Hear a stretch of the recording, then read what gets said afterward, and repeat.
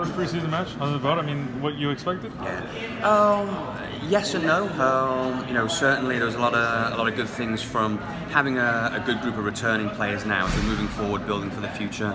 This is the first time we can really say we've got a lot of upperclassmen rising, moving into next year. So they looked cohesive, they understood what they tried to do. I was actually pleasantly surprised at our fitness levels. I thought the first game back we'd struggle a little bit, especially against the pros as they were bringing fresh guys in. So pleasantly surprised, very pleased. I mean, a big challenge, playing at that speed and that pace, and there were many areas that I was very pleased with.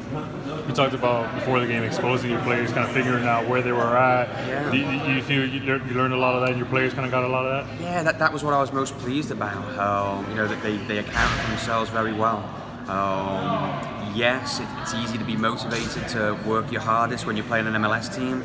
We need to make sure that we apply ourselves with that intensity every game, every training session. One of the things I think that may have helped us as well, playing against the Dynamo, they've got very skillful players, professional players. They're trying to pass through. They weren't taking the easy option and just playing a long ball and muscling us out of the way. So they did try and play and pass through us, and that made it a very good challenge for our boys to try and keep up with them tactically as well as physically. How do you keep that going? You talked about even before we were talking about the intensity when you are going against some professional players. How do you keep that going when the season does start, and especially for the spring now too? That's obviously the challenge. These are young, college-age young men. And as much as we call them young men, sometimes they have a mentality where they can be up in one game playing their absolute best, and then right back down the following week, and that's where we try to educate them, help them find the right foundation in order to be confident in their own ability, trust their teammates, trust the system, so that we can have the most consistent performance week in, week out. So yes, that's the challenge. The spring is good, and then pre-season in the summer kind of starts that process over again.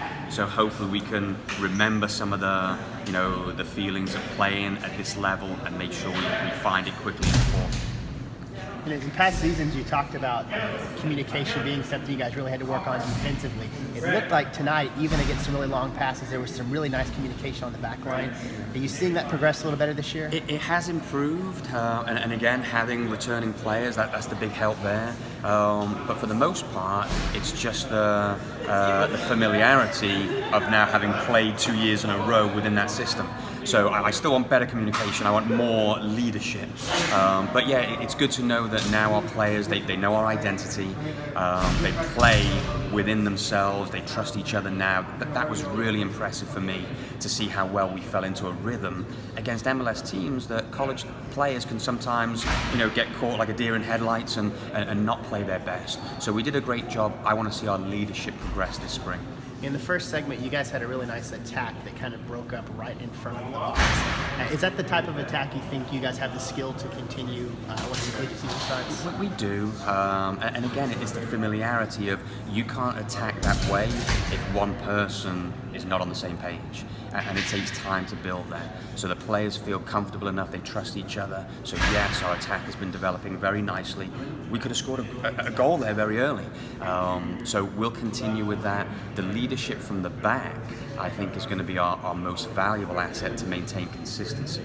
Because we'll be able to create more of those attacking opportunities, but we need to make sure that we're consistently in possession of the ball, in control, so that we can actually score them when we create them.